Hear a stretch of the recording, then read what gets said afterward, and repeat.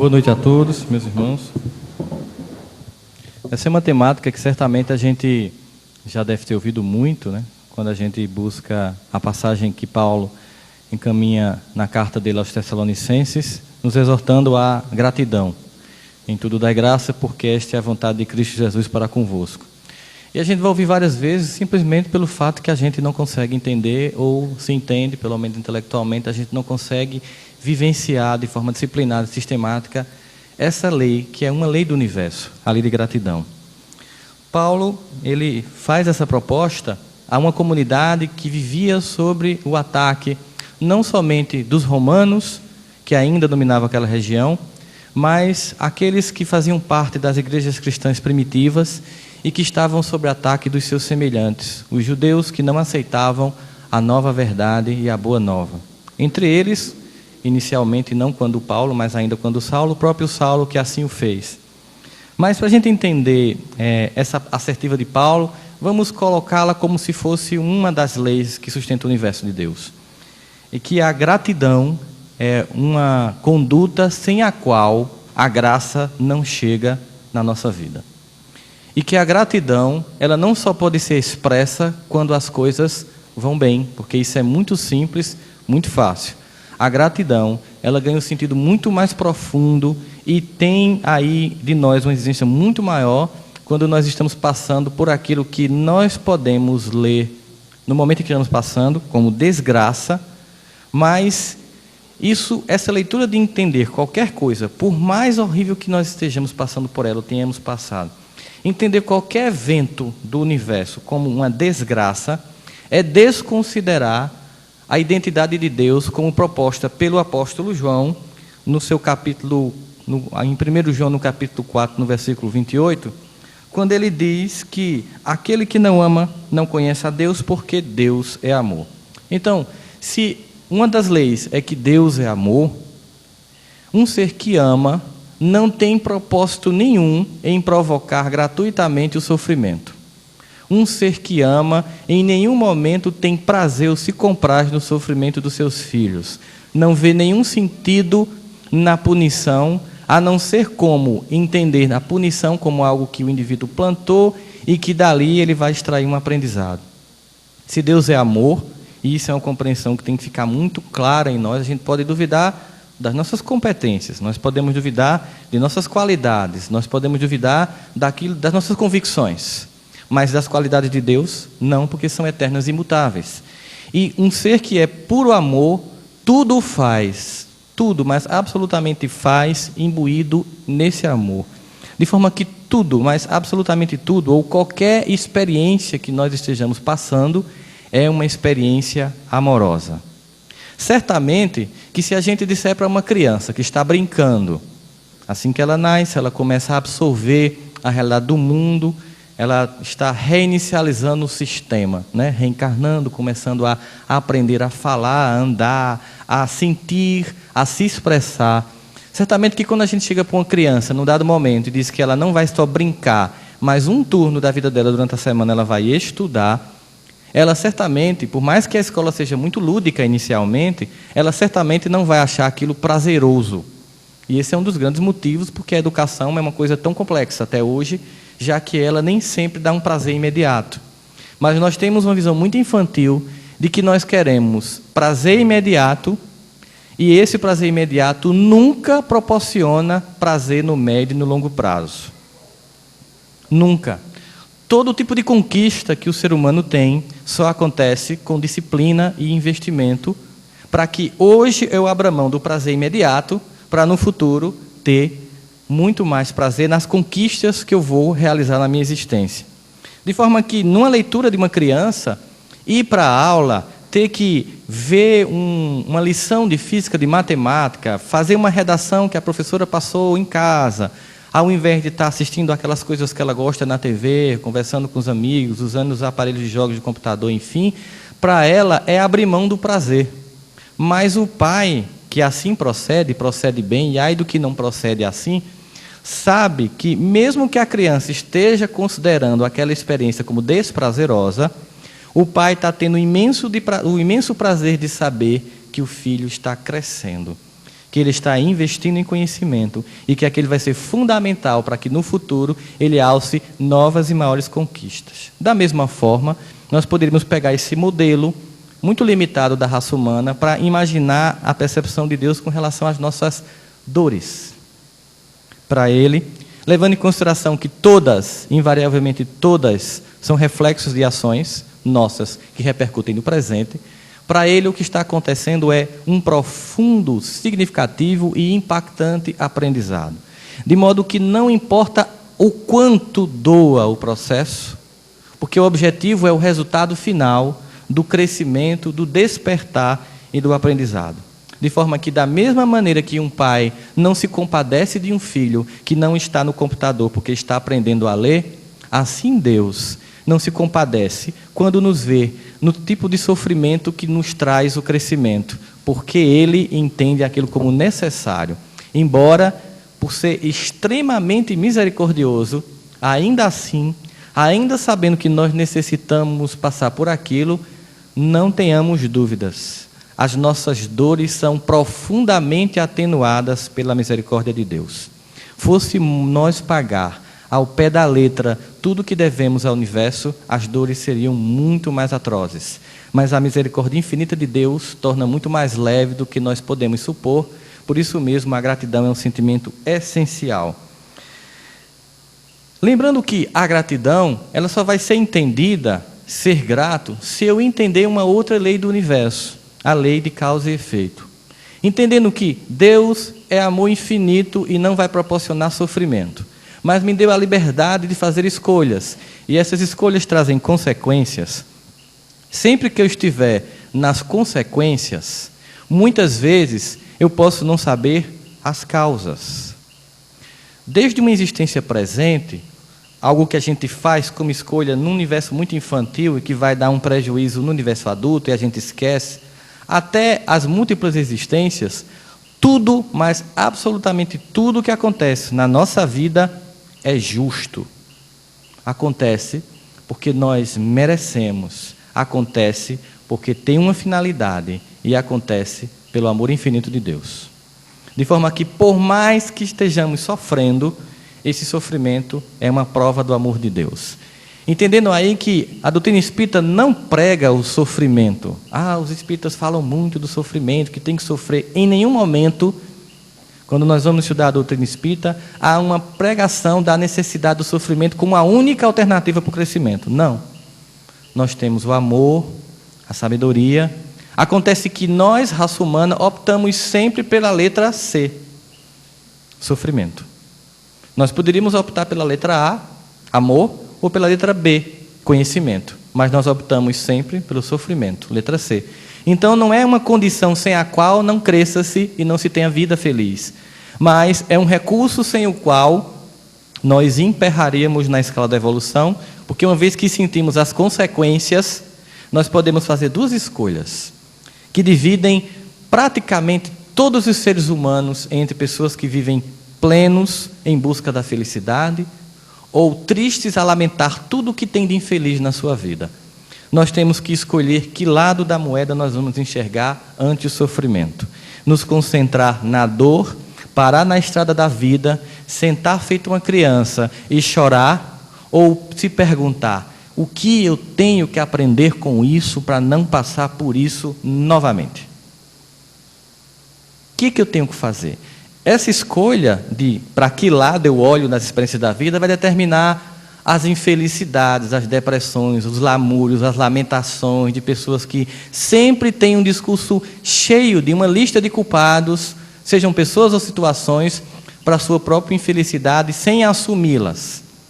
Ao passo que outros, que não é a maioria de nós, resolvem entender que se tudo é lição, se tudo é amor, pleno de Deus, o que eu tenho que aprender com esse capítulo que a vida me apresenta? Ponto. Está doendo? Tá. Ninguém está dizendo que você não pode chorar, que você não pode buscar um ombro amigo, que você não pode desabafar com alguém que lhe escute. Mas mesmo isso, esse desabafar, esse ombro amigo, não vai fazer com que aquela pessoa vá fazer a tarefa que só você pode fazer e que somente sendo feita vai mudar o quadro da situação presente. Então, volta-se sempre a responsabilidade para o sujeito que causou algo no passado e que agora colhe, e que pode infantilmente achar que não é culpa dele e querer projetar isso em alguém.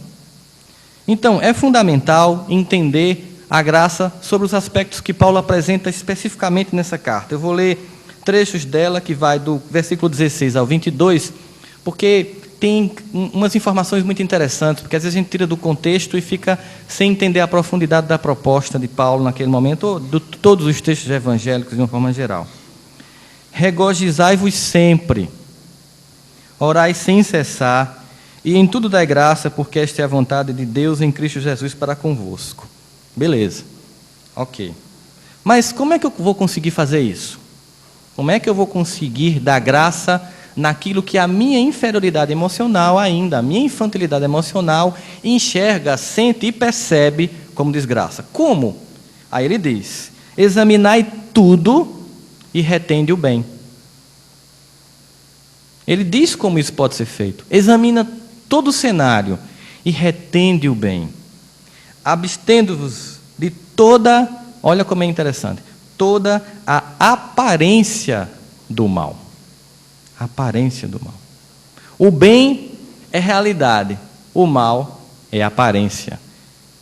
De forma que a lucidez emocional que a gente pode construir quando a gente começa a enxergar a vida à luz do Evangelho de Jesus, que é um Evangelho de amor, vai nos permitir, diante de uma situação complicada, complexa da nossa vida, reter, examinar tudo, mas reter o que é bom. Não se concentrando na aparência do mal.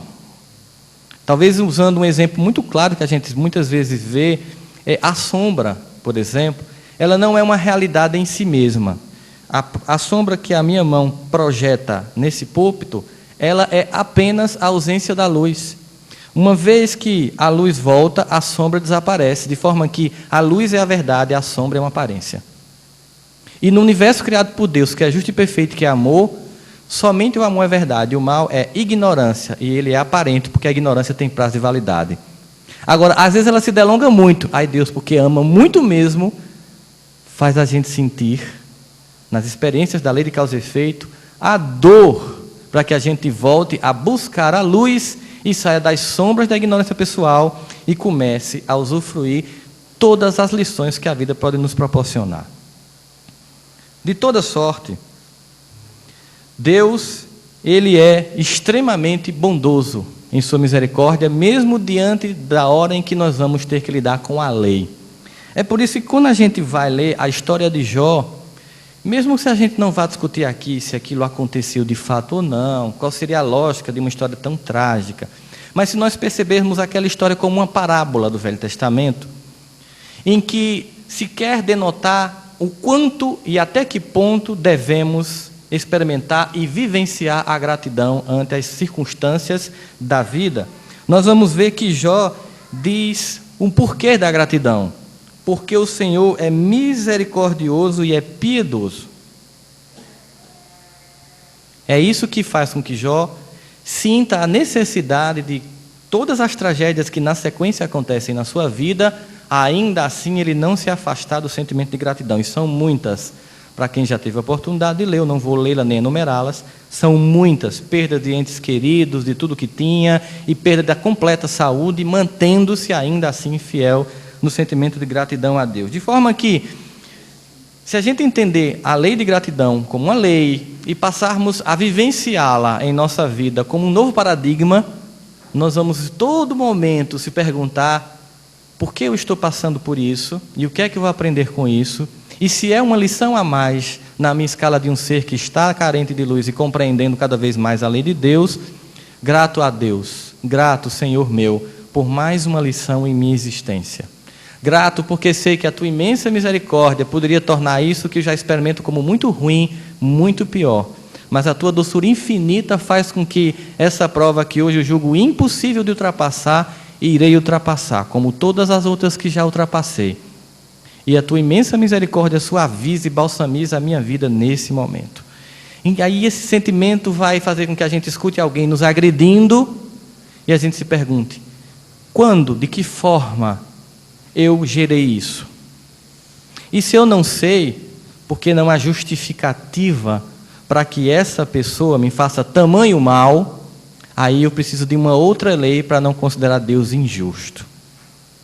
Que parece uma discussão pueril ou apenas uma pregação persistente da doutrina espírita, mas não é. É porque sem essa percepção fica complicado entender certas circunstâncias. Por exemplo, como Susana van Richthofen, ou como a filha de Alexandre Nardoni, poderia justificar para ela o pai a ter arremessado o prédio abaixo? O que foi que ela fez nessa vida para passar por aquilo? Uma criança, pouco mais de 6 anos, se eu não me engano, na época. O que ela fez para provocar tamanha consequência? De forma que muitas vezes pessoas ou circunstâncias são tão complicadas que por mais que a gente busque assim, Senhor, por que eu estou passando por isso? O que foi que eu fiz para passar por isso? Eu não vou conseguir uma causa, porque esta causa não me está presente, porque não foi nessa existência.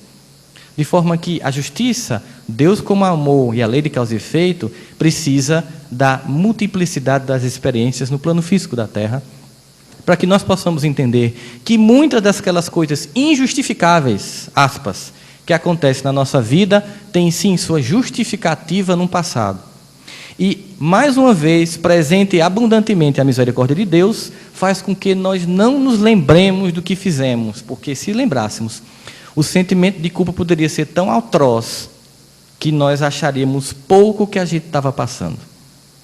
Se nós lembrássemos o que nós já provocamos de dor, de sofrimento, de desespero, de desamor, de ódio, de destruição e de morte, nas experiências de uma vida muito mais ignorante do que essa, qualquer dor que se apresentasse hoje pareceria não se justificar, porque ela deveria ser muito mais forte. Deus usa da misericórdia ao esquecermos os porquês e ainda assim, na hora do pagamento, atenua com seu amor a dor que teríamos que passar e que temos que passar. De forma que a gratidão tem que ser vista como uma norma e uma forma de ver a vida o tempo inteiro, uma lente que acrescentamos às percepções que temos sobre a vida, para que de todas as situações nos concentremos não na dor que se apresenta, mas no aprendizado que é necessário até para que essa dor não volte a incidir sobre nossa existência. A gratidão, ela traz mudança e evolução do ser. Porque a gratidão é o reconhecimento de alguém que está aprendendo e por isso mesmo não precisa mais repetir a prova. A gratidão é uma atitude de inteligência diante da vida.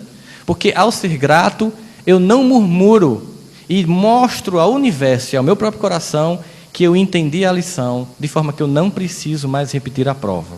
Ao passo que a lamentação, o murmúrio, a forma de ver a vida sempre negativa, faz o indivíduo estacionar. E enquanto ele não parar de reclamar, é da lei, gente. É da lei. Enquanto não parar de reclamar, o sofrimento se repete incessantemente e vai ganhando tons cada vez mais alarmantes, porque o grande objetivo, o amor, novamente, é acordar o espírito que é eterno e que a dor é temporal e circunstancial. Por mais forte que seja, por mais aparentemente destrutiva que seja, como a lei do amor está operando por trás de tudo, aquela dor é os recursos últimos para acordar o espírito. De forma que quanto mais lamentarmos a família que temos, quanto mais lamentarmos o emprego que temos, quanto mais lamentarmos o casamento que temos, quanto mais lamentarmos a vida que temos, tudo isso vai ficar cada vez mais presente e pior até que a gente acorde. E se pergunte, o que eu tenho que aprender para acabar com essa lição e seguir para a próxima fase? Senão, vai ficar repetindo o tempo inteiro. O profeta Jeremias, no capítulo 3, versículo 22 e 23, ele denota a misericórdia de Deus ao dizer: as misericórdias do Senhor são a causa de não sermos consumidos. Veja como é forte isso. Se não tivesse misericórdia, na hora da pena, seríamos consumidos. A misericórdia impede isso. Porque as suas misericórdias, elas são infinitas e são novas a cada manhã. É muito interessante isso. Por que a misericórdia de Deus é nova a cada manhã? Porque além da gente estar querendo melhorar, a gente ainda também está errando. A gente ainda está odiando, a gente ainda está invejando, ainda está fazendo mal, ainda está indisciplinado, ainda não agradece. Então, como a gente ainda está errando, a gente está criando novas leis de causa e efeito negativas para o futuro. Então, a nossa renovação nas atitudes infantis, no mal, faz com que a misericórdia de Deus todo dia se renove para acompanhar o nosso infantilismo de alma. Veja a profundidade com que Jeremias descreve a misericórdia de Deus, dando a ela toda a constância e permanência e, ao mesmo tempo, a renovação. Porque não é uma permanência sem renovação, é uma permanência com renovação, dados os nossos equívocos. E aí eu lembro que quando eu comecei a fazer parte da evangelização em espírito infantil, tem uma música que eu trouxe para vocês conhecerem hoje, que marcou muito, porque eu estava num momento muito complicado da vida, e eu tinha mais ou menos uns 14 anos, e essa música que eu cantava muito nas evangelizações infantis, e aprendi com o pessoal lá da União Fraternal Espírita, é de Janice França, chama-se Consciência, é uma música que a gente canta na evangelização, é uma música espírita, que diz assim: se sinto a dor tentando desabar, a beleza que há e já abrigo em mim, se sinto que a treva tenta me anuviar, querendo me mostrar que a dor não tem fim, ou seja, está tudo caos, é isso, aí ele interrompe esse fluxo de pensamento negativo e faz: eu tento logo recontar todas as bênçãos que há entre os olhos de alguém e no aconchego do lar.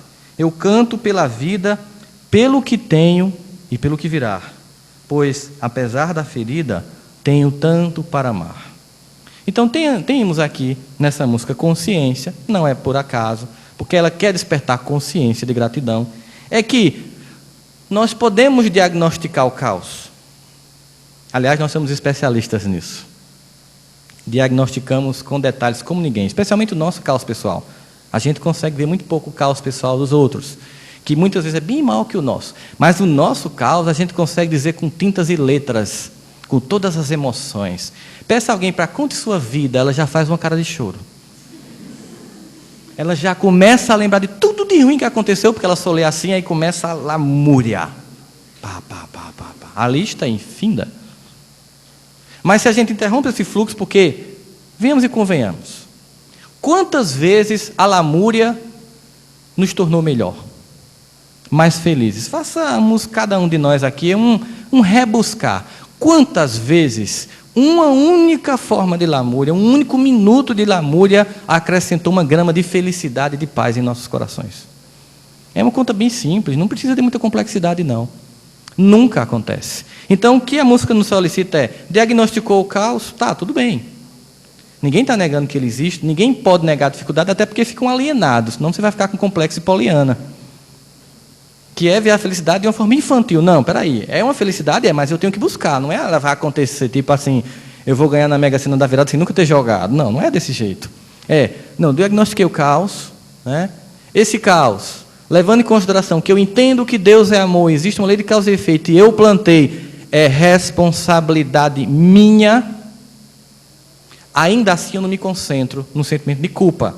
Eu vou tentar contar as bênçãos que há, porque a vida não só tem o mal, tem o bem também. E aí, quando eu começo a enumerar, você pode até botar num caderno. Se você for lúcido e justo, você vai poder enumerar uma infinidade de bênçãos. E você ainda vai ter a conclusão de uma seguinte coisa: é que, ao passo que eu posso enumerar cada mal que eu sinto na minha vida, eu não consigo enumerar todas as bênçãos. Por um simples fato: muitas, ou a grande maioria das bênçãos que Deus joga e acumula em nossas existências, nós nem sabemos o que aconteceu. Aquele acidente que você nem sabe que foi evitado. Aquela conversa trágica que você perdeu o ônibus e não conseguiu ter, e você nem sabe que foi um planejamento estratégico do amor de Deus com seus auxiliares e anjos o tempo inteiro ao nosso lado para: calma, evita, cala, sai, não vem, não entra, agora não saia, não vá para a festa, se concentre. O tempo inteiro existe um conjunto de bênçãos que a gente nem consegue desconfiar. E por mais que a gente seja infeliz e queira fazer uma lista de infelicidade, ainda que você, ao fazer sua lista, imagine que tem mais infelicidade que infelicidade, leve em consideração que 90% das bênçãos são silenciosas, porque o Deus age no silêncio de nossos corações. Porque Deus não compete com a vaidade humana. Deus não quer fazer você entender. Está vendo o que eu acabei de fazer por você? Ele não precisa disso. Por mais trágica que seja a vida, as bênçãos são infinitamente maiores. E aí, a gente podia se perguntar, hoje, sábado, né, dia 9 de março de 2013, quando nós acordamos, o que nós agradecemos a Deus? Todos nós que estamos aqui sentados, viemos a uma casa de oração para ouvir falarmos da mensagem libertadora de Jesus. Todos nós. Todos nós, mesmo que tenhamos uma saúde um pouco debilitada, nós estamos aqui enquanto tem pessoas sem esperança de vida física nas UTIs. Tem mães chorando agora a notícia da morte de um filho. Tem pessoas se destruindo no uso de drogas. Tem pessoas praticando o mal, destruindo vidas, assaltando pessoas, roubando o dinheiro do povo num uísque tomado num planejamento de um suborno. Existem milhões de almas agora, ou sofrendo muito mais, ou plantando muitos equívocos. E nós estamos aqui, sentados. Nós, não importa de que forma nós tenhamos a nossa casa mais ou menos confortável, eu acredito que a maioria de nós, ao final dessa noite, tem para onde voltar. A maioria de nós tem com quem contar para onde nós vamos voltar. E mesmo que lá não tenha lá essas pessoas, lembremos que se elas estão lá, é porque eu tenho que aprender com elas, e elas comigo. E que se a minha família não é a dos sonhos, e não é porque eu assim plantei, eu também não devo ser o sonho da minha família, obviamente, porque se eu sinto que minha família é uma desgraça, você há de convir que sua família pensa o mesmo de você. Ou você é o único santo que está lá dentro com asas, em missão. Né? Porque a gente tem essa ideia fantasiosa. Não. Da mesma forma que você sente em relação a eles sentem em relação a você. Então, se eu queria sentir diferente em relação a essas pessoas, por que não começar? E é um trabalho de médio e longo prazo. Não pense que dar um sorriso hoje vai dar um bom dia amanhã, não. Porque a pessoa fala assim, está doente, é doida. Se você resolver mudar sua atitude e começar a querer amar aquela pessoa, ela vai desconfiar de você. Ela vai até aumentar a forma como ela lhe trata mal, porque ela deve achar que não, essa é uma estratégia dessa pessoa. Deve ser algum plano maquiavélico que ela está bonzinha demais, boazinha demais. Insistência. Então, mesmo assim, ainda há um Deus extremamente amoroso que indistintamente nos ama. Aquela pessoa que eu não gosto e a mim também. Aquela família que eu não gosto e a mim também. Aquele companheiro de trabalho que eu detesto e a mim também. E quanto mais eu detesto, mais ele não sai da minha repartição, porque eu preciso aprender com ele. É capaz de, se eu amar o indivíduo, ser transferido no outro dia. Por isso que Santo Agostinho dizia, se o homem soubesse como é bom ser bom, seria bom por egoísmo. Porque todo bem provoca bem, então eu vou ser bom porque é bom. A gente faz o contrário. A gente pratica todo o mal e mantém-se na cadeia do mal. Muitos de nós têm que dar graças porque a gente, de uma forma bem diferente dessa vez, a gente está conhecendo Jesus. De uma forma mais profunda, mais misericordiosa, mais balsâmica. A gente está hoje aqui, vindo ouvir sobre as lições do Cristo para a nossa vida. Veja como a gente deveria estar grato por estar aqui hoje. Todos nós. Porque quantas noites nós já fizemos o contrário. Não só não estávamos buscando a mensagem dele, como estávamos a fazer, a planejar aquilo que ia de encontro à lei de amor, de caridade, de fraternidade. E a gente está aqui em busca. Quanta gratidão por isso. Quanta gratidão por ele mandar várias formas da sua mensagem, que atenda aos desejos dos nossos irmãos evangélicos de conhecer Jesus, dos nossos irmãos católicos, mórmons, nós espíritas, e até mesmo os que nem o conhecem, mas têm mensageiros também que levaram a lei do amor, como Buda, como Krishna, como Maomé.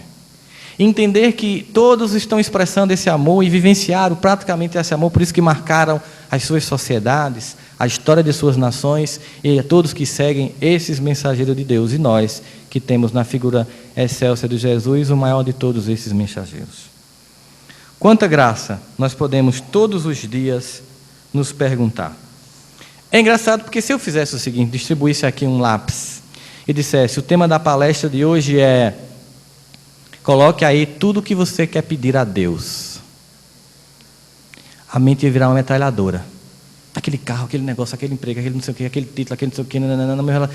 A lista de petição tinha que ser aquelas impressora matricial, que tem aquele papelzinho que sai assim, feito uma cobrinha. Faça o teste em casa. Tudo que você quer pedir a Deus e tudo que você tem que agradecer a Deus para ver que você não se percebe muito mais rapidamente, lembrando tudo que você precisa, e pouco consegue lembrar tudo que tem que agradecer. E eu estou tirando aqui dessa lista aquela graça que a gente não sabe, porque ela acontece no silêncio amoroso de Deus. Eu estou falando daquilo que a gente lembra, que aconteceu, que de fato realmente expressou uma memória em nós. A gente vai ter dificuldade de alçar essa memória, mas a lista de petições é muito grande o tempo inteiro. A desgraça, nessa concepção, que é a verdade, ela simplesmente não existe. A desgraça é a forma infantil como nós encaramos a experiência que estamos passando. O que a torna muito mais complicada. Colocaria essa sensação naquilo que o Evangelho segundo o Espiritismo fala de expiações e provas voluntárias, que é aquela que o indivíduo busca ter. Ele não precisaria passar por aquilo. Tá, por exemplo, ele precisaria passar por uma família que o pai era alcoólatra. Ponto, beleza. Não é agradável, gera sofrimento, angústia, insegurança, um monte de coisa. Agora, odiar o pai, fixar nisso, e sempre lamentar e virar uma alcoólatra também, é sofrimento voluntário. Não era uma necessidade do indivíduo. Ele podia ter se perguntado, o que é que eu aprendo com isso? Como é que eu tenho que ser diferente desse pai que eu tive com os filhos que eu tiver? É opcional a forma como eu venci a prova. De forma que, às vezes, o pior não é o que está acontecendo enquanto prova nas nossas existências, mas o que realmente torna tudo muito difícil é a forma como nós encaramos a prova que nós estamos enfrentando. Aí volta mais uma vez a lei de responsabilidade da vida do sujeito. Eu que determino o quanto isso vai doer em mim. Para isso eu preciso limpar a pauta do que de fato é um sofrimento e o que é que eu estou exagerando, porque nós deveríamos fazer todos teatros, porque nós temos uma capacidade de dramatizar, sabe? A figura de hipérbole, ela rola solto na nossa vida quando a gente vai falar da nossa desgraça. A gente conta e chora e tal. A gente narra como foi que a pessoa humilhou a gente, se imitando a voz e o tom dela, a forma como ela falou, como ela sentou e olhou para mim. Sabe o que ela fez? Ela olhou para mim, está pensando que é quem? Imita, incorpora, e pior, vivencia tudo de novo, né? Porque quando você está narrando, tudo está acontecendo de novo na sua mente. Você está sendo humilhado de novo. E você está sendo ainda mais humilhado, porque você está contando a uma outra pessoa que nem viu a humilhação. Isso, para quem não conta, numa sala de recepção, numa clínica. Ou seja, foi humilhado no particular, agora está sendo humilhado por opção no público. Então, veja, é a forma. É a forma como eu vivencio a prova que a torna aparentemente insuportável, não a prova em si que eu plantei. Depois que Jó passa por todas as desgraças, e são muitas, né?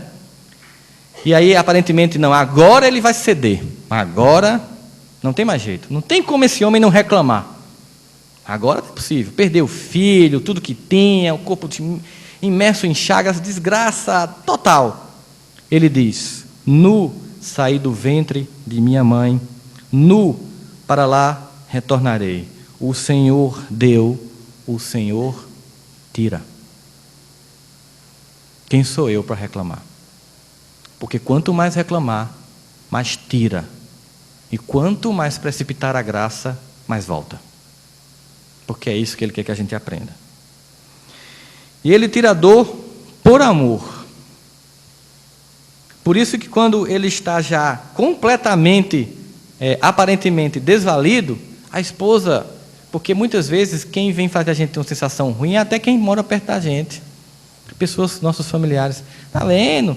Tu ainda agradece a Deus, ainda vai bater bumbo no centro, depois de tudo que está acontecendo na tua vida. E aí, o que é que... Sim, a gente não bate bomba, é só uma brincadeira, porque muita gente vai ver na internet, né? Que as pessoas acham que a gente vem fazer isso aqui. É bom porque agora está sendo gravado, tem que dizer, entendeu? Cristiano, eu tenho que fazer uma retificação aqui para não ficar... Está vendo? Ele bate bumbo mesmo, ele afirmou. Não, a gente não bate bumbo. Só no 7 de setembro, somente, né? E aí, o que é que ele diz à mulher dele, quando ela tenta desanimá-lo? Mulher, acaso eu receberei o bem do Senhor e não receberei o mal? Eu vou escolher o que recebo da vida? Não, eu vou escolher, eu só quero the best of the best. E aí, quando a gente vai para o texto mesmo, a gente consegue ver a percepção de Jó em relação à lei de causa e efeito e a percepção de Jó na profundidade com que ele entende essa lei de causa e efeito, porque ele faz uma referência que Jesus vai retomar na hora mais dolorosa de sua experiência terrestre. É uma coisa fantástica. A gente vê os textos se comunicando, a forma como os profetas e o Velho Testamento apontam as experiências que seriam vividas e como Jesus retoma para manter-se fiel à proposta de Deus. Jó diz o seguinte, no capítulo 19, versículos de 25 a 29. Porque, depois de tudo, desgraça total. Porque eu sei que o meu Redentor vive e que por fim se levantará sobre a terra. Ele estava ali já tendo a capacidade de dar graça até por um Redentor que ainda não tinha vindo, mas que a sua fé mantinha nele o coração vivo da vinda desse Redentor. E depois de consumida a minha pele, contudo, ainda em minha carne verei a Deus. Vê-lo-ei por mim mesmo e os meus olhos, e não outros contemplarão, e por isso os meus rins se consomem no meu interior. Na verdade, olha que coisa impressionante. Na verdade, que deveis dizer? Por que perseguimos? Pois a raiz da acusação se acha em mim. Olha, ele tinha consciência. Vamos tirar aqui aquela ideia que precisa de estudos, não é o momento hoje para a gente falar sobre isso, de que foi uma aposta de Deus contra o demônio, para ver se Jó mantinha-se fiel. Porque quando Jó diz isso aqui, pois a raiz de toda acusação está em mim, é porque ele sabe, eu só estou passando o que eu mereço, porque eu sou o grande acusado nessa história. E tenho que aprender para não voltar a ser vítima de acusação. E aí ele faz referência à necessidade de entender para não repetir a prova e se equivocar, para não sentir a dor novamente. E ele conclui dizendo, temei vós mesmos a espada, porque o furor traz o castigo da espada, para saberdes que há um juízo. Vamos pensar sobre isso, gente.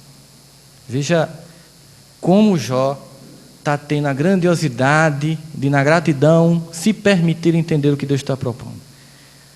A raiz de toda acusação se acha em mim. Ou seja, se Deus é amor, e Ele sempre só ama, se Deus é infinita bondade e justiça e misericórdia, e se existem leis no universo que eu burlei e agora sinto o peso dessa dor, toda a acusação e a raiz, ou seja, veja a força com que ele dá sobre a raiz, ou seja, o início de toda essa dor que eu estou passando, na raiz começou comigo ao plantar.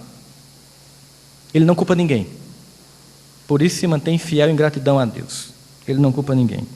E aí ele lança um conselho para nós, que vamos ler a sua vida.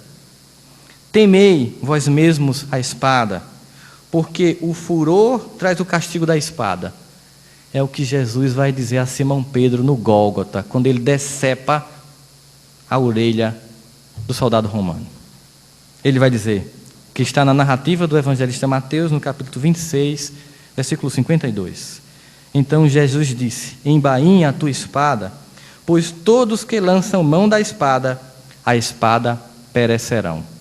Jesus, na hora de dor profunda, sabendo que ia ser humilhado publicamente, sabendo que aquele mesmo que ele estava dando um último conselho evangélico, negaria ele 3 vezes, sabendo de todo o abandono, naquela hora de aparente desgraça, ele chama Jó e faz referência a Jó, ao dizer que embainha a tua espada, porque quem lança a mão da espada, pela espada perecerá. Mas Jó diz mais do que isso. Jó não apenas diz que nós devemos, primeiro, não resmungar, porque a raiz de toda a dor que nós experimentamos está na nossa escolha, do início da plantação, na raiz. Ficou frondoso? Não existe na lei do universo De repente. De repente, meu casamento ficou ruim. De repente, a minha vida não presta. De repente, eu não alcancei os meus sonhos. Não. É com muita disciplina que a gente faz tudo dar errado.